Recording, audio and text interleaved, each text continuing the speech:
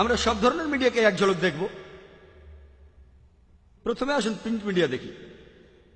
Time ম্যাগাজিনে একটা article ছাপা হয়েছিল 1979 সালের 16 এপ্রিলের কথা। এটা লিখেছিল এক খ্রিস্টান। তিনি লিখেছেন যে ইসলাম ধর্মের বিরুদ্ধে গত 150 বছরে 60,000-এরও বেশি বই লেখা হয়েছে। 1800 সাল থেকে 1950 সালের মধ্যে ইসলামের বিরুদ্ধে 60,000-এরও বেশি বই লেখা হয়েছে। যদি হিসেব করেন গড়ে একটারও বেশি বই লেখা হয়েছে প্রতিদিন।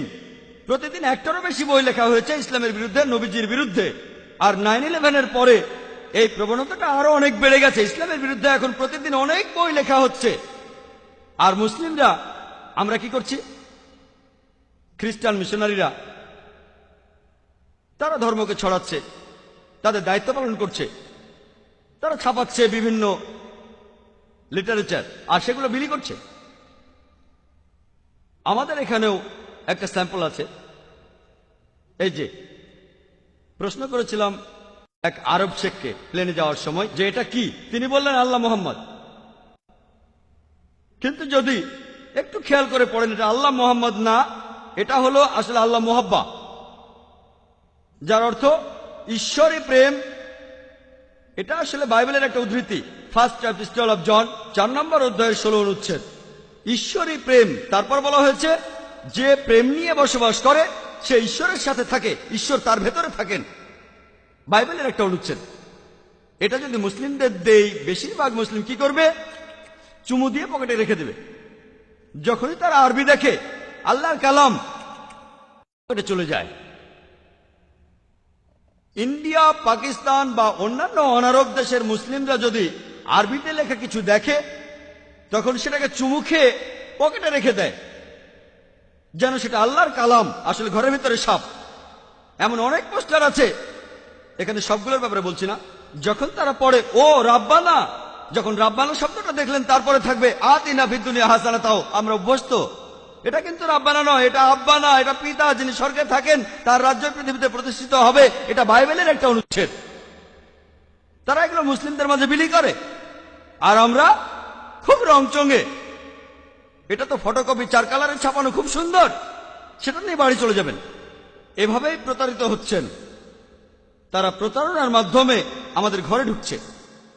অন্যান্য অনারব দেশের মুসলিমরা যদি আরবিতে লেখা কিছু দেখে তখন সেটাকে চুমু খেয়ে পকেটে রেখে দেয়, যেন সেটা আল্লাহর কালাম, আসলে ঘরের ভিতরে সাপ। এমন অনেক পোস্টার আছে, এখানে সবগুলোর ব্যাপারে বলছি না। যখন তারা পড়ে ও রাব্বানা, যখন রাব্বানা শব্দটা দেখলেন তারপরে থাকবে আতিনা ফিদ দুনিয়া হাসানাতাও, আমরা অভ্যস্ত। এটা কিন্তু রাব্বানা নয়, এটা আব্বানা, এটা পিতা যিনি স্বর্গে থাকেন, তার রাজ্য পৃথিবীতে প্রতিষ্ঠিত হবে। এটা বাইবেলের একটা অনুচ্ছেদ। তারা এগুলো মুসলিমদের মাঝে বিলি করে আর আমরা খুব রংচঙে এটা তো ফটোকপি 4 কালারের ছাপানো, খুব সুন্দর, সেটা নিয়ে বাড়ি চলে যাবেন। এভাবেই প্রতারিত হচ্ছেন। তারা প্রতারণার মাধ্যমে আমাদের ঘরে ঢুকছে। আমি একটা লেকচার দিয়েছিলাম খ্রিস্টান ধর্ম প্রচারকদের প্রতারণা। সময় কম, তাই এখানে বিস্তারিত বলতে পারছি না। এর প্রত্যেকটা বিষয় নিয়ে ঘন্টার পর ঘন্টা লেকচার দেওয়া যায়। আর আমি যেহেতু এমন অনেক খ্রিস্টান প্রতিষ্ঠানের সাবস্ক্রাইবার, আমি খুব সুন্দর ক্যালেন্ডার পাই। একবার একজন আলেম আমার বাসায় আসলেন যিনি আরবি জানেন। বললাম ক্যালেন্ডারটা কেমন? ও খুব সুন্দর ক্যালেন্ডার, আমি কি বাসায় নিয়ে যেতে পারি? বললাম নিয়ে যান। তিনি সেটাকে কয়েক সপ্তাহ রাখলেন। একদিন তাকে বললাম ক্যালেন্ডারটা আপনার কাছে কেমন লেগেছে? খুবই সুন্দর জাকির ভাই। আমি বললাম ওটা নিয়ে আসেন। সে বললো কেন? আমি বললাম ওটা নিয়ে আসেন, এবার ভালো করে পড়ে দেখেন। তখন তিনি বুঝলেন যে বাইবেলের কথা আরবিতে লেখা। খ্রিস্টানরা এখন বাইবেল লিখছে অন্যান্য ধর্মের সাথে সাদৃশ্য রেখে। আর বাইবেল পড়ে দেখেন, লেখা আছে বিসমিল্লাহির রহমানির রহিম। তারা কোরআনের আয়াত ধার করছে, তারপর সামান্য বদলে দিয়ে আরবদের হাতে তুলে দিচ্ছে। তারাও ভাবছে এটা কোরআনের অংশ, আসলে সেটা কিন্তু বাইবেল। তারা এই কৌশল অবলম্বন করছে। কিতাবুল মুকাদ্দাস। আমি আগেও বলেছি, এখানে সময় কম, সংক্ষেপেই বলি। আমরা মুসলিমরা কি করছি? আমি ইন্ডিয়া থেকে এসেছি। আমার দেশের জনসংখ্যা 100 কোটিরও বেশি। আর তাদের মধ্যে নিশ্চিতভাবে বলা যায় 16 কোটি থেকে 18 কোটি মানুষ হচ্ছে মুসলিম। সেখানে অনেক মুসলিম ম্যাগাজিন আছে দাওয়া দেওয়ার জন্য ইত্যাদি। ইন্ডিয়াতে এই ম্যাগাজিনের কতগুলো কপি ছাপানো হয়? কতগুলো? 4000, 5000, 8000। 1 নম্বর ইংরেজি দেওয়া ম্যাগাজিন ইসলামিক ভয়েস 15,000। আমি কয়েক বছর আগে আমেরিকায় গিয়েছিলাম, এবারের আগে আরেকবার গিয়েছিলাম, একটা সার্ভে করেছিলাম। সবচেয়ে বেশি যে ম্যাগাজিনটা চলে দাওয়া ম্যাগাজিন বের করে ইসমা, দ্য মেসেজ, 50,000। আপনারা জানেন খ্রিস্টান ধর্মে ছোট একটা কাল্ট আছে, এদের নাম জেহোভাস উইটনেসেস। আলাদা, এরা মূলধারার খ্রিস্টান না। তারা একটা ম্যাগাজিন ছাপায় যেটার নাম হলো ওয়াচ টাওয়ার। কত কপি ছাপানো হয় জানেন? মাসে কত কপি ছাপানো হয় আপনারা কি কেউ বলতে পারবেন? আমাদের পত্রিকা আমেরিকায় খুব বেশি হলে 50,000। তারা কতগুলো কপি ছাপায় কেউ বলতে পারবেন? কোনো পয়সা দিতে হবে না। কেউ বলবেন কত?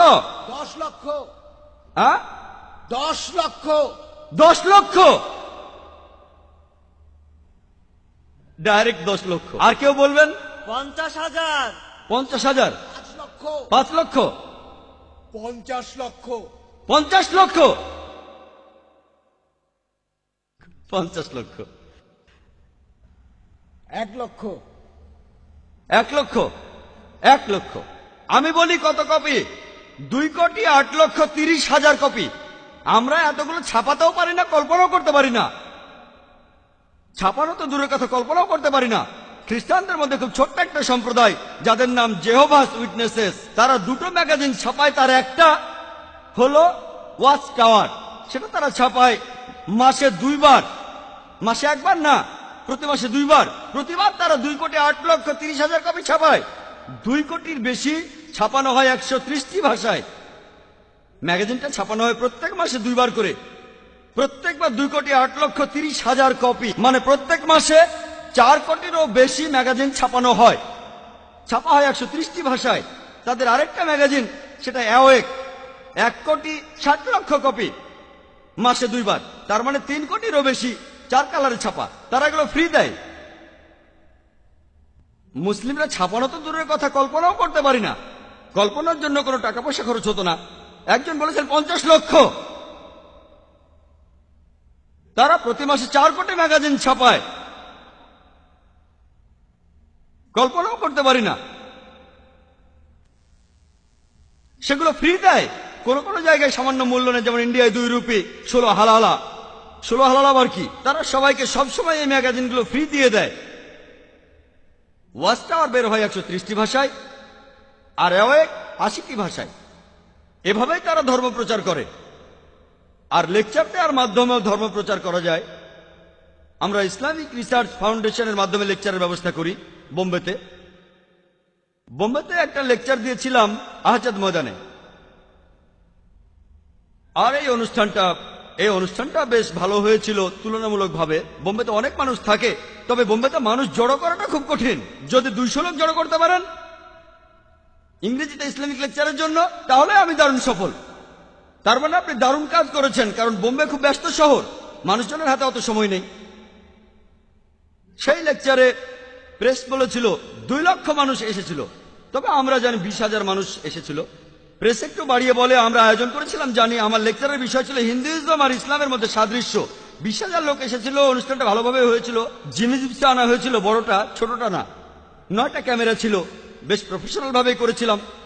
অনেক মুসলিম বলেছিল এরা নিশ্চয়ই অনেক টাকা খরচ করেছে, 9-10 লাখ টাকা তো খরচ করেছেই, হয়তো এরা 10 লাখ টাকায় খরচ করে ফেলেছে। আনুমানিক এরা কমপক্ষে 10 লাখ টাকা খরচ করেছে, অর্থাৎ প্রায় 80,000 দিরহাম। কমপক্ষে আমরা হয়তো 20,000 ইউএস ডলার খরচ করে ফেলেছি। তারা বুঝতে পারেনি কত খরচ করেছি। আমাদের খরচ হচ্ছে 28 থেকে 30 লাখ টাকার বেশি না। লোকে যা ভেবেছে তার 3 গুণ খরচ হয়েছে। আমরা $60,000 খরচ করেছি, প্রায় 2.5 লক্ষ দিরহাম। এ কথা কেন বলছি জানেন? আমার লেকচারের মাত্র 2 সপ্তাহ পরেই বেনি হিন, আপনারা বেনি হিনের নাম শুনেছেন কেউ? একজন আমেরিকান খ্রিস্টান বক্তা, আমেরিকান ধর্মপ্রচারক। কে কে বেনি হিনের নাম শুনেছেন? জানলে হাত তোলেন। বেনি হিন মাত্র 30 থেকে 40 জন লোক হাত তুলেছেন। এই অনুষ্ঠানে আছে প্রায় 8 থেকে 10 হাজার মানুষ, 8,000-এরও বেশি মানুষ আছে। আমি মাত্র 20-30 জনের হাত দেখছি যারা বেনিহিনের নাম শুনেছেন। কেউ চেনেন না, আসলে খুবই জনপ্রিয়। এমনকি আমিও বেনিহিনকে চিনতাম না তিনি বোম্বেতে আসার আগে। আমার লেকচারে 2 সপ্তাহ পরে তিনি আসলেন। তিনি 3টা লেকচার দিয়েছেন, শুক্র, শনি আর রবিবার, 3 ঘন্টা করে। 3 ঘন্টার লেকচার, শুক্রবার, শনিবার, রবিবার। কত খরচ হয়েছিল জানেন? লোকে বলে যে ও জাকির ভাই, উনি তো $20,000 খরচ করেছেন। আসলে আমরা $60,000 খরচ করেছিলাম। এটা জানতে পারলে হয়তো লোকজন অবাক হবেন। আনুমানিক হিসাব। বেনিহিন কত খরচ করেছিলেন জানেন? কত? এবারে সবাই চুপ। খরচ করেছেন $50 লক্ষ। মাত্র 9 ঘন্টার জন্য বোম্বেতে খরচ করেছেন $50 লক্ষ। তাদের বাজেট দেখেছেন? $50 লক্ষ। প্রেস বলেছিল 20 লাখেরও বেশি লোক হয়েছিল, তবে আসলে 1 লাখেরও কম লোক হয়েছিল। তারপরেও বোম্বে শহরে 1 লাখ মানুষ জড়ো করা কঠিন, যাদের অর্ধেকের বেশি মানুষ খ্রিস্টান না। আমিও সেখানে গিয়েছিলাম, সেখানেও জিমস ছিল। তারা সেগুলো এনেছিল একেবারে আমেরিকা থেকে। 9টা আমেরিকার লোকজন 1 মাস আগে থেকেই বোম্বে শহরে তারা এসেছিল। 1 মাস ধরে 5 স্টার হোটেলে ছিল, শ্বেতাঙ্গ আমেরিকান। 3 দিন আগে লোকজন আসলো সিস্টেম চেক করার জন্য। 32টা স্ক্রিন ছিল, এইরকম স্ক্রিন 32টা ছিল। আমাদের এখানে 500 ভলেন্টিয়ার, আমরাও খুশি। 500 ভলেন্টিয়ার, তাদের ছিল 7,000 ভলেন্টিয়ার। খ্রিস্টানরা ইন্ডিয়া 3% না, ইন্ডিয়ার মানুষের মধ্যে তাদের সংখ্যা 3%ও না। $50 লক্ষ, তার মানে প্রায় 20 কোটি রুপি। তারা 20 কোটিরও বেশি রুপি খরচ করেছে। চিন্তা করে, তারা প্লেনে করে এসেছে মাত্র একটা অনুষ্ঠানের জন্য। 3 ঘন্টা করে 3টি লেকচার, তারপরে সবাই চলে গেল।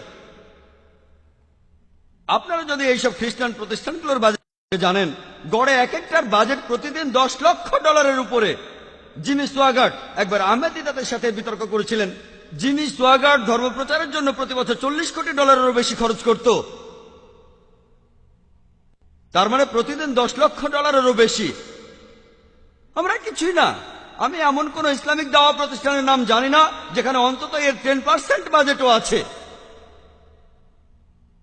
এমন দাওয়া প্রতিষ্ঠান নেই। আমি অনেক দেশেই ঘুরে বেড়াই। খ্রিস্টানদের মধ্যে প্রফেশনালিজম আছে। এই খ্রিস্টান মিশনারিরা সবাই ট্রেনিং নিয়েছে, তারা লেকচার দেওয়ার ট্রেনিং পেয়েছে।